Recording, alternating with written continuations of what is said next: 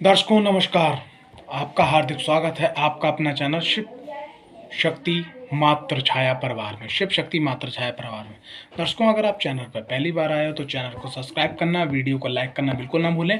अगर आप ज्योतिषीय परामर्श लेना चाहते हैं तो हमारा नंबर है 90 12 95 17 57 पे आप संपर्क कर सकते हैं। आज का जो मतलब आज का जो अध्याय है, आज का जो एपिसोड है वो है श्री महागुरु दैत्य गुरु शुक्राचार्य के ऊपर।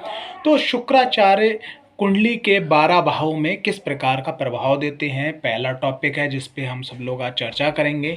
दूसरा टॉपिक ये है कि भाई शुक्रदेव के पास जो है मुख्यतः किस चीज़ की पावर है, कौन सा उनका कार्य क्षेत्र आता है। तो शुक्रदेव जो है अपने जीवन में क्या क्या देते हैं। देखो, सबसे पहली चीज़ जो प्रेम होता है लाइफ के अंदर, वो शुक्र ग्रह का उस पे अधिपत्य होता है। लव लाइफ पे शुक्र ग्रह का अधिपत्य होता है। आपके जीवन में जो भी भोग होता है, यानी कि अच्छा खाना, अच्छा पहनना, अच्छा जाना, जो भी हम भोग ग्रहण करते हैं वो जो है वो शुक्र ग्रह के अधीन आता है। अच्छी जगह घूमना अपनी शौक के अनुसार, एक तो होता है व्यक्ति मजबूरी में कहीं बाहर जाता है और एक होता है शौक में कहीं जाता है बाहर।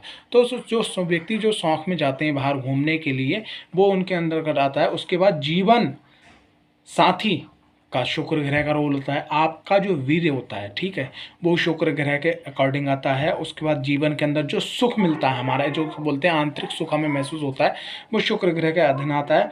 और मनोरंजन लाइफ के अंदर अच्छी गाड़ी, अच्छा मकान, वस्त्र, आभूषण, सुंदरता आदि जो है शुक्र के क्षेत्र में आते हैं। शुक्र मीन राशि में जो है उच्च के होते हैं, कन्या राशि में नीच के होते हैं। शुक्र का जो रतन है वो आपका हीरा है, ठीक है, ओपल है, जर्किन है, सफ़ेद पुखराज है। और शुक्र को मजबूत करने के लिए महालक्ष्मी कवच या भगवती कवच लोग धारण करते हैं। और शुक्र को मजबूत करने के लिए महालक्ष्मी माता या दुर्गा माता की आराधना करते हैं, देवी जी की आराधना करते हैं।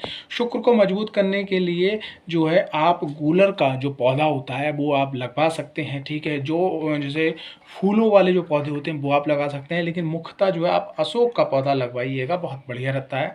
शुक्र का दान जैसे रुई हो गई, ठीक है, आपका इत्र हो गया और कई चीज़ें हो गई, ठीक है। तो यहाँ पर क्या है कि मुख्यतः जो चीज़ें हैं जो आसानी से उपलब्ध हो सकती हैं वो मैं आपको बताऊँ, सिल्वर यानी चांदी, उसके बाद में चावल और आपका दूध और आपका घी। शुक्र का जो मंत्र है ओम शूम शुक्राय नमः या ओम द्राम द्रीम द्रोम सा शुक्राय नमः, इन मंत्रों का मुख्यतः बहुत ज़्यादा जाप किया जाता है।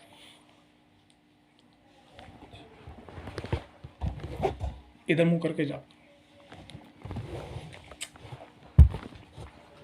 अब बात करते हैं शुक्र के 12 भाव में जो प्रभाव हैं उनके विषय में। तो शुक्र अगर लगन में होते हैं, अगर शुक्र देव जो हैं वो लगन के अंदर हैं, तो लगन के अंदर क्या प्रभाव देते हैं। देखो, लगन जो दिशा मानी जाती है वो पूरब दिशा मानी जाती है। और पूरब दिशा में मुख्यतः देवगुरु बृहस्पति, सूर्यदेव, मंगल बहुत अच्छे माने जाते हैं। तो शुक्रदेव का यहाँ प्रभाव जो होता है, जो यहाँ तक देखा गया है, वो ये है माइनस एंड प्लस। माइनस यानी प्लस का मतलब क्या हो, पॉजिटिव एंड नेगेटिव क्या होता है कि वो व्यक्ति अपने आप पे ज़्यादा ध्यान देता है। और जो सामाजिक जो रुझान होता है उसका अच्छा होता है कुल मिला के, लेकिन पारिवारिक रुझान यहाँ पर नेगेटिव देखा गया है कि वो व्यक्ति थोड़ा सा कहा जाए लापरवाह होता है, ठीक है। शुक्र अगर लगन में होते हैं, अगर शुक्र का प्रभाव है, यहाँ पर मैं बात कर रहा हूँ प्रभाव की, हो सकता है कि आप, क्योंकि शुक्र के आसपास बुध और सूर्यदेव पाए जाते हैं, ठीक है। सूर्यदेव संग में उन्हीं लोगों के संग में होते हैं मैक्सिमम, एक घर आगे या एक घर पीछे या संग में युक्ति में। तो शुक्र का अगर प्रभाव है और लगन में है, और शुक्र अगर लगन के अंदर मान लिया अपनी मित्र राशि में है, जैसे मान लिया 10 नंबर यानी कि मकर राशि में, कुंभ राशि में, और आपके मिथुन राशि में, कन्या राशि में थोड़ा नीच के हो जाते हैं, ठीक है, यानी कि नीच के हो जाते हैं। उसके बाद में बात करें जाए स्वयं राशि में, 7 नंबर राशि में, 2 नंबर राशि में, तो इनका रिजल्ट अच्छा होता है। लेकिन इसके अलावा अगर मान लिया कि ये इसके अलावा राशि में, जैसे मान लिया 8 नंबर में है, ठीक है, 9 नंबर में है, ठीक है, 12 नंबर में भी रिजल्ट इनका अच्छा होता है, लेकिन बहुत ज़्यादा लगन में अच्छा रिजल्ट नहीं होता है, 1 नंबर के अंदर है, ठीक है, तो वहाँ रिजल्ट इनके थोड़े गड़बड़ा जाते हैं। बात करते हैं लगन के अंदर अगर शुक्रदेव हैं तो और क्या प्रभाव होगा। व्यक्ति जो है अपने जीवन के अंदर जो भी चीज़ है वो भोग विलासता करते हुए ठीक है, भोग विलास को पूर्ण करते हुए अपने जीवन को जीता है। और यहाँ पर जो सबसे बड़ी दिक्कत देखी गई है वो ये है कि भाई वो अपने परिवार पे ध्यान नहीं दे पाता है, ठीक है, या परिवार की ज़रूरतें समय पे पूरी नहीं कर पाता है अपने ही कारण, तब ये दिक्कत यहाँ पर होती है। बात करते हैं दूसरे घर के अंदर। अगर दूसरे के अंदर शुक्रदेव हैं तो यहाँ पे बहुत अच्छा रिजल्ट माना गया है शुक्रदेव का, क्योंकि कालपुरुष की कुंडली में जो मेष के बाद में वृषभ राशि दूसरे घर में आती है, बहुत अच्छी राशि यहाँ पर माना जाता है, धन के लिए, सुंदरता के लिए, ठीक है, और भौतिकता के लिए बहुत अच्छा यहाँ पर माना गया है। लेकिन अगर मित्र राशि में स्वय राशि की है तो बहुत अच्छा यहाँ रिजल्ट होता है। व्यक्ति की वाणी बहुत होती है अच्छी, आकर्षक होती है, ठीक है। और धन के मामले में, धन में भी कौन सी जो भौतिकता होती है, जैसे गाड़ी, वाहन, भूमि, भवन, भले ही एक घड़ी पैसा इकट्ठा ना हो पाए लेकिन भौतिकता उसके पास संपूर्ण हो देखी गई है। तो यहाँ पर जो है इसका प्रभाव अच्छा माना गया है। पराक्रम भाव में शुक्रदेव का प्रभाव जो होता है वो अच्छा माना गया है, लेकिन किस प्रकार से, उस व्यक्ति के लिए जो hard work and smart work को जोड़ के करता हो, यानी हार्ड वर्क और स्मार्ट वर्क को अगर कोई जोड़ के करता है और तीसरे भाव में शुक्रदेव है तो बहुत अच्छा माना जाता है। तो आपने देखा होगा बहुत सारे ऐसे एक्टर्स और बहुत सारे ऐसे जो प्रोड्यूसर्स देखे होंगे कि जिनने अपनी शुरुआती लाइफ में बहुत मेहनत करी और जिनकी फैमिली के अंदर एक अच्छी साइकिल भी नहीं थी, आज वो लग्जरीज बंगले में और लग्जरीज गाड़ी में रहते हैं। जब वो उनका इंटरव्यू आता है तो वो कहते हैं कि मेरे पास कुछ नहीं था, आज मेरे पास बहुत कुछ है। यानी कि पराक्रम भाव का शुक्रदेव सब कुछ देता है, लेकिन हार्ड वर्क को स्मार्ट वर्क में कन्वर्ट कर देना, यानी कि पहले हार्ड वर्क से स्टार्ट किया, करते करते करते मौका मिला आपने और उसको स्मार्ट वर्क में कन्वर्ट कर दिया तो आपको सब चीज़ें मिल जाती हैं। क्योंकि शुक्र के पास सप्तम दृष्टि है तो वो भाग्य पे भी दृष्टि पड़ रही है ना, इसलिए ये सब चीज़ें पॉसिबल हो जाती हैं। चौथे घर में शुक्रदेव बहुत बढ़िया कारक माने जाते हैं यहाँ पर। तो शुक्रदेव का चौथे घर में आने से क्या होता है भाई, सबसे पहली चीज़ क्या है कि ये जो भाव होता है वो माँ का होता है, वाहन का होता है, भूमि का होता है, भवन का होता है, जीवन के अंदर सुख का होता है। अगर चौथे घर में सुख का ही कारक ग्रह शुक्र बैठ जाए, यह यहाँ पर चंद्रमा बैठ जाए, ठीक है, तो बहुत अच्छा माना जाता है। आपके जीवन में सब कुछ मिल सकता है जो आप चाहते हो, अगर शुक्र आपकी कुंडली में कारक हैं तो। पंचम घर के अंदर शुक्रदेव बहुत अच्छे माने जाते हैं। व्यक्ति के अंदर जो एक ग्लैमर की दुनिया होती है, या पंचम घर के अंदर मैंने बहुत सारे ऐसे एस्ट्रोलॉजर देखे हैं जिनके पंचम घर के अंदर शुक्र की दृष्टि या शुक्रदेव बैठे हुए हैं और भगवती की कृपा से वो एक अच्छे एस्ट्रोलॉजर बन गए, एक अच्छे मतलब वक्तव्य बन गए। ये मतलब जो वो बोलते हैं सामने वाला व्यक्ति सुनता है। लेकिन बस शुक्रदेव की, अगर शुक्रदेव लगन के अंदर वो मतलब 11वें भाव में बैठ रहे हैं या आपके पंचम भाव में बैठे हैं तो एक थोड़ी सी दिक्कत देखी गई कि या तो संतान होने में थोड़ी देरी होती है, और अगर देरी में होती है तो अक्सर लड़कियां बड़ी पाई गई हैं, यानी कि लड़की उनकी पहले होती हैं और लड़के बाद में होते हैं। बाकी सभी मामले में शुक्रदेव पंचम भाव में बहुत अच्छे हैं। छठे घर के अंदर शुक्रदेव अच्छे माने गए हैं क्योंकि छठे घर से सीधी दृष्टि 12वें घर में पड़ती है, यानी कि ये भोग के स्थान पर सीधी दृष्टि पड़ती है। लेकिन छठे घर का शुक्र आपको सब कुछ दे सकता है, यानी कि माइनस प्लस सब कुछ दे सकता है। लेकिन यहाँ पर शुक्रदेव छठे घर में आने के बाद में व्यक्ति के अंदर जो है एक चीज़, एक रोग पैदा हो सकता है, एक गुप्त रोग पैदा हो सकता है। उसके वीर में थोड़ा कमी आ सकती है, उसके टेस्टोन में थोड़ी कमी आ सकती है, और उसके जीवन में क्या है कि कुछ ऐसी वो शैतानी कर लेता है जिसको सीधी सीधी भाषा में कहे, यानी किसी स्त्री के या किसी विडो के चक्कर में पड़ने के बाद में, या अपनी जो एक ऊंचाई होती है लाइफ के अंदर तब वहाँ पे खो देता है। तो छठे घर के शुक्र में एक बात को आपको हमेशा ध्यान रखना है कि स्त्री जो होती है, स्त्री से थोड़ा सा दूरी बनाना है, और खान पान यानी कि मांसाहार, ठीक है, और भोग विलास और स्त्री से दूर रहना है। आपको यहाँ पर आध्यात्मिक और जो आपका ज़रूरतमंद कार्य है उस क्षेत्र में प्रयास करना है। अगर आप यहाँ पर शुक्र की एनर्जी को पॉजिटिव कर लेते हैं तो आप अपने जीवन में सब कुछ प्राप्त कर लेते हैं। सप्तम घर का जो शुक्र है वो मेरा जहाँ तक अनुभव रहा है अच्छा नहीं देखा गया है, क्योंकि सप्तम घर का जो शुक्र है वो इसलिए अच्छा नहीं देखा गया है क्योंकि सप्तम घर हमारे पार्टनरशिप का और लव लाइफ का, हमारे जीवन साथी का भी होता है। और अगर सप्तम घर का शुक्र है तो जैसे मान लीजिए यहाँ पे ये कुंडली पुरुष की है तो स्त्री का ये भाव आ गया, और अगर स्त्री की है तो यहाँ पुरुष का भाव आ गया। तो अगर स्त्री का भाव हो तो वो पुरुष के प्रति शक करेगी, और पुरुष का भाव हो तो वो स्त्री के प्रति शक करेगा। और ऐसा होता भी है कि उसके कई अफेयर्स कई जगह ना चाहते हुए भी हो जाते हैं। अगर शुक्र में वहाँ बल है, और कहीं अगर उस शुक्र पे शनिदेव की दृष्टि पड़ जाए, राहुदेव की दृष्टि पड़ जाए, और कहीं अगर मंगल देव की दृष्टि पड़ जाए, तो समझ लो, ऐसा समझ लो कि भैया दाम्पत्य जीवन स्वाहा, निपट जाना है। ठीक है ना। तो कहने का तात्पर्य, सप्तम घर के अगर जो व्यक्ति शुक्र में है तो उसको क्या करना चाहिए, शुक्र की निगेटिव एनर्जी को कंट्रोल करने के लिए यहाँ पर भैया क्या है, अगर आपका शुक्र है किसी बच्चे की आपकी उसकी कुंडली में, तो सबसे पहले आपको क्या करना है, आपको गौ की सेवा तो करनी है यहाँ पे आपने। ठीक है, गौ की सेवा आपको करनी है। दूसरे नंबर पे आपने क्या करना है कि कोशिश ये करो कि माँ दुर्गा की आपको आराधना करनी है इसकी यहाँ पे, क्योंकि शुक्र दाम्पत्य जीवन, आपका पार्टनरशिप लाइफ, आपका लव लाइफ यहाँ बिगड़ सकता है, तो उसको कंट्रोल कर देना है आपने। अष्टम घर के शुक्र देव की एनर्जी को बिल्कुल सही नहीं माना गया है, क्योंकि अष्टम घर ज्योतिष के अंदर पाताल का रूप माना जाता है, गहराई का रूप माना जाता है, गूढ़ रहस्यों का रूप माना जाता है। तो शुक्र जैसे एक प्रकार से एक स्त्री है, बहुत सुंदर है, और उसको अंधेरे में आप लेके जाओ तो उसकी सुंदरता का कोई औचित्य नहीं होता है। तो अष्टम घर के शुक्र को अच्छा नहीं माना गया है। अष्टम घर में अगर शुक्र है तो व्यक्ति के अंदर जो भी चीज़ उसकी अगर भौतिकता की है, जिसको बोलते हैं वाहन, भूमि, भवन, लव लाइफ और ये सब चीज़ें, ये सब डिस्टर्ब हो जाती हैं। और अष्टम घर के शुक्र में अक्सर ये देखा गया है कि लोगों को डायबिटीज यानी लोगों को डायबिटीज यानी कि शुक्र जो है, इन सब की प्रॉब्लम बहुत ज़्यादा हो जाती है। और डायबिटीज होने के बाद में वो जीवन के अंदर जो है, कहने का तात्पर्य सभी प्रकार के दुख उनको मिलते हैं, खास करके सुख के अंदर, जो भी उनको लाइफ में सुख मिलने वाला था। नवम घर के शुक्र को बहुत अच्छा माना गया है, क्योंकि ये भाग्य स्थान है, और भाग्य स्थान में शुक्र का आने का सीधा सा मतलब ये है कि भैया आप अपनी लाइफ के अंदर सब कुछ चीज़ें जो है आसानी से हासिल कर सकते हैं। आपको अच्छी बीवी, अच्छा लव लाइफ पार्टनर, ठीक है, मनोरंजन, सुख, वाहन, भूमि, भवन, आभूषण, सुंदर वस्त्र, ये सब चीज़ें आपको बहुत आसानी से मिल सकती हैं, कहीं कोई दिक्कत आने वाली नहीं है। अगर शुक्र कारक है तो बहुत ही अच्छा है, और अगर शुक्र कारक नहीं है तब भी आपको यहाँ पे अच्छे रिजल्ट देखने को मिलते हैं सभी प्रकार के।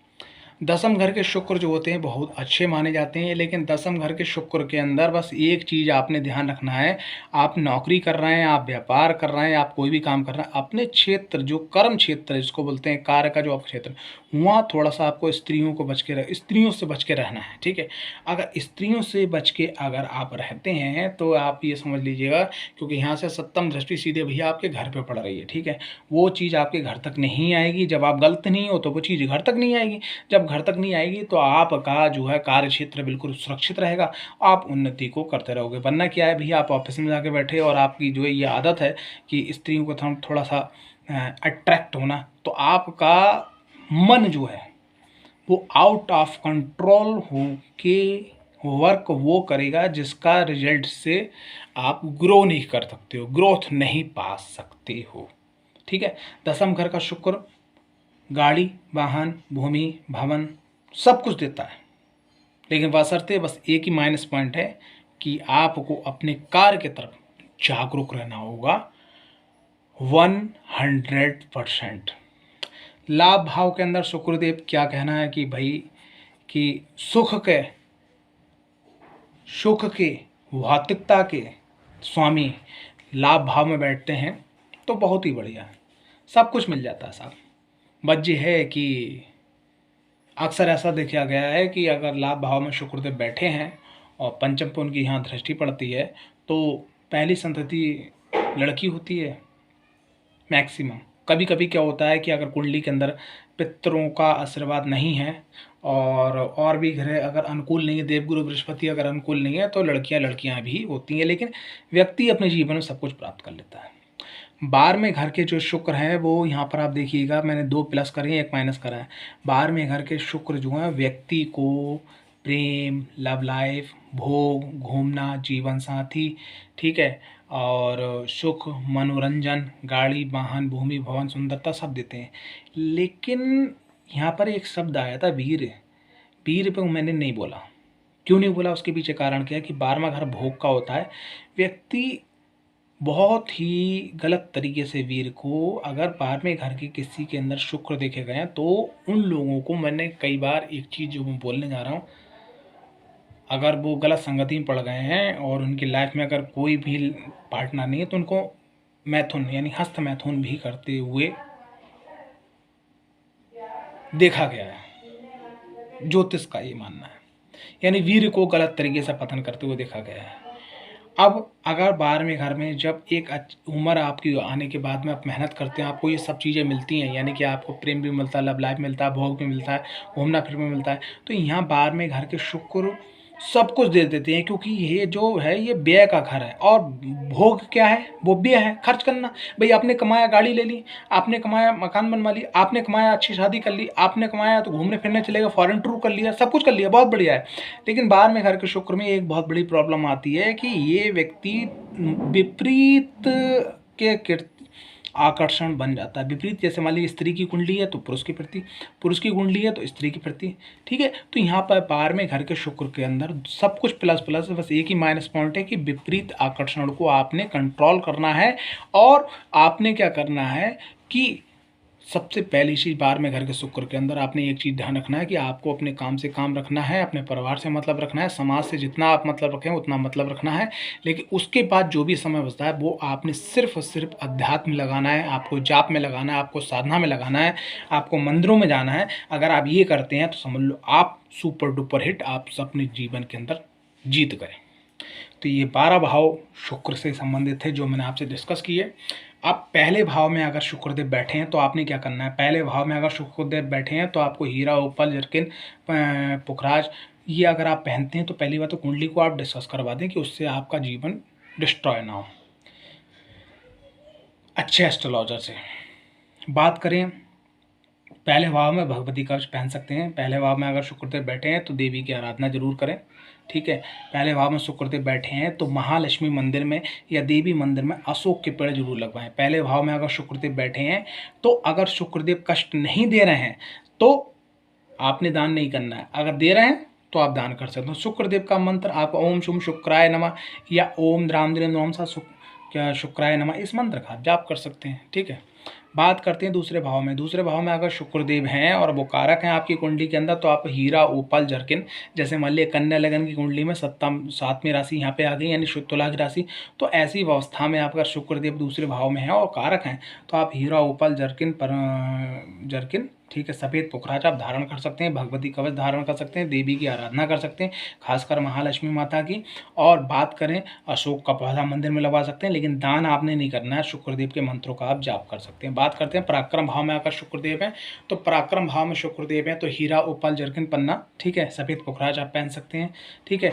भगवती कवच को यहाँ पर थोड़ा सा आपने पहनना है। अगर चतुर्थ घर के अंदर अगर कोई ग्रह शुक्र के विपरीत है तो थोड़ा सा सोच समझ के आपने पहनना है, ठीक है। देवी की आराधना आप कर सकते हैं। यहाँ पे आपको पराक्रम भाव में है तो अशोक का पेड़ आपने जरूर लगवाना है, लक्ष्मी माता के मंदिर में, देवी जी के मंदिर में। दान आपने नहीं करना है। अगर पराक्रम भाव में अगर शुक्रदेव डिस्टर्ब कर रहे हैं तो दान करना है और जाप आपने शुक्र का करना है। चौथे भाव में अगर शुक्रदेव हैं, ठीक है, चौथे भाव में अगर शुक्रदेव हैं तो शुक्रदेव अगर चौथे भाव के अंदर हैं तो वाहन, भूमि, भवन के लिए बहुत कारक होते हैं। तो यहाँ आपने जो है हीरा, उपल, जरकिन, पन्ना जरूर पहनना है। भगवती कवच भी आप पहन सकते हैं। साथ ही साथ महालक्ष्मी माता, माँ दुर्गा की या देवी जी की आराधना आप कर सकते हैं।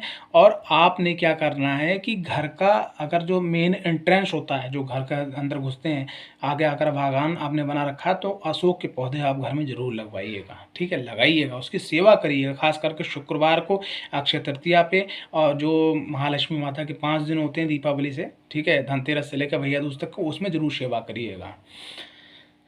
अगर चौथे घर के अंदर शुक्रदेव हैं तो ये एक बात बिल्कुल ध्यान रखिएगा कि अक्सर लोग क्या करते हैं, शादी में किसी में के चावल दे देते हैं या मतलब चांदी दे देते हैं, दूध देते हैं, घी देते हैं, इसको थोड़ा दान नहीं करना है आपने, ठीक है, क्योंकि चौथे घर में शुक्र है। पंचम घर के अंदर अगर शुक्रदेव है तो हीरा, ओपल, जरकिन, पन्ना, रत्न आप पहन सकते हैं, कवच आप पहन सकते हैं, देवी आराधना कर सकते हैं। और यहाँ आपने क्या करना है कि अगर आपने किसी को भी गुरु बना रखा है, अगर गुरु जी का कोई आश्रम है या जिनको आपने गुरु बना रखा है तो उनके घर पे जाके आप अगर अशोक का पौधा लगाते हैं, ठीक है, और जब भी आप वहाँ जाएँ गुरु जी से अपने मिलने ही तो उनके यहाँ अगर अशोक पौधे की आप सेवा करते हैं तो यकीन मानिए आपका ज्ञान, ध्यान, मान, सम्मान सब कुछ बहुत तेज़ी से बढ़ता है। पंचम घर के अंदर आपने दान नहीं करना है। बात करें सप्तम घर के अंदर, सप्तम घर के अंदर आपको रतन नहीं पहनना है, सप्तम घर के अंदर आपको कवच पहनना है, देवी की आराधना करना है। पौधा आपने क्या करना है, लक्ष्मी नारायण मंदिर में अशोक का पौधा लगवाना है। दान आप सप्तम घर में कर सकते हैं, लेकिन बिना जांचे परखे अपनी कुंडली का विश्लेषण करवाए बिना आपको जो है दान नहीं करना है। अष्टम घर के अंदर आपने क्या करना है, अष्टम घर के अंदर भाई आपको रतन नहीं पहनना है, कवच आपको नहीं पहनना है, देवी आराधना आप कर सकते हो। अशोक का पौधा आपने क्या लगवाना है, भगवान शिव के मंदिर में लगवाना है। कहाँ लगवाना है, भगवान शिव के मंदिर में करना है। और आपको चांदी, चावल, दूध घी आप दान कर सकते हो, जाप आप कर सकते हो। नवम घर के अंदर आप रतन धारण कर सकते हो, कवच धारण कर सकते हो, देवी आराधना कर सकते हो, अशोक का पौधा आप लगवा सकते हो किसी भी धर्म स्थान पे जिस पे भी आपको ज़्यादा विश्वास हो, जहाँ आप मानते हो, जहाँ आप जाते हो। दान आपने नहीं करना है। अगर आपको दान करने का मौका मिले, अगर किसी धर्म स्थान पे खीर का भोग लग के और बट रही है, डायरेक्ट पब्लिक में नहीं जा रही, सबसे पहले क्या हो रहा है, उसका पूजन हो रहा है, ईष्ट आराध्य की तरफ प्रति आपका जो भोग लगेगा, और भोग लगने के बाद में फिर जो है वो बांटी जाएगी पब्लिक में, तब आप ऐसी कंडीशन में चांदी, चावल, दूध, घी आप दान कर सकते हो, अन्यथा दान आपने नहीं करना है। बात करते हैं शुक्रदेव, अगर दसम घर के अंदर है तो हीरा, उपल, जरकिन, पन्ना, सफ़ेद पुखराज आप धारण कर सकते हैं, भगवती कवच धारण कर सकते हैं, देवी जी की आराधना कर सकते हैं। और आपने क्या करना है कि अगर आपके ऑफिस में जगह है तो उस ऑफिस की जगह में आप अशोक का पौधा लगवा सकते हैं। अगर ऑफिस में जगह नहीं है, आज की डेट में 99% ऑफिस में जगह बची कहाँ है, सेकेंड फ्लोर, थर्ड फ्लोर, जगह नहीं बची है, तो आपने क्या करना है कि वो पौधा आपने क्या करना है, भगवान जो है नारायण के मंदिर में आपने लगवाना है। ठीक है, यहाँ आपने दान नहीं करना है। ठीक है, बात करें लाभ स्थान पे, तो लाभ स्थान में भी ऐसा आप शुक्र को बल देने के लिए आप जो है रतन, कवच, ठीक है, देवी आराधना, अशोक का पौधा, ठीक है, चांदी, चावल, दूध, घी, ठीक है, ये चांदी, चावल, दूध, घी सिर्फ मंदिर में आपको दान कर सकते हो, बाकी आप जाप कर सकते हो। 12वें कंत के अंदर शुक्रदेव हैं, तो 12वें घर के अंदर शुक्रदेव हैं, तो आपने क्या करना है कि रतन बड़ा सोच समझ के पहनना है, कहीं उस रतन की एनर्जी आपको बैकफायर ना कर जाए। बात करें कवच की, तो कवच आप यहाँ पर धारण कर सकते हैं। बात करें आराधना की, तो दबा के कीजिए जितनी कर सकें आप। बात करें पौधा लगाने की, तो धर्म स्थान पे जहाँ भी आपको मौका मिले, देवी स्थान पे तो ज़रूर लगवा दीजिएगा। दान चांदी, चावल, दूध, घी, अगर आपके अंदर कुंडली के अंदर शुक्रदेव शुभ भाव, भाग्य भाव के अगर कारक हैं, तो यहाँ पे आपको चांदी, चावल, दूध, घी आपको सिर्फ धर्म स्थान पे दान करना है। तो एक छोटा सा विश्लेषण मैंने शुक्रदेव के बारे में बताया, शुक्रदेव कहाँ कहाँ बैठे हुए हैं, वहाँ से आप क्या क्या चीज़ कर सकते हो अपने शुक्रदेव के negative and positive, negative result को ख़त्म करने के लिए, पॉजिटिव रिजल्ट को बढ़ाने के लिए। आशा करता हूँ आपको ये अध्याय अच्छा लगा होगा। अध्याय अच्छा लगा होगा तो कमेंट्स बॉक्स पर जय महालक्ष्मी, जय माता महाकाली, पंच परमेश्वरी जरूर लिखिएगा। और कोई भी ज्योतिषीय परामर्श के लिए, वास्तु के लिए, ओरा स्कैनिंग के लिए, किसी के लिए, फिर से आप इस नंबर पे आप संपर्क कर सकते हैं, 90 12 95 17 57। जय माता दी, जय महाकाली। आपका समय शुभ हो, शुभ हो।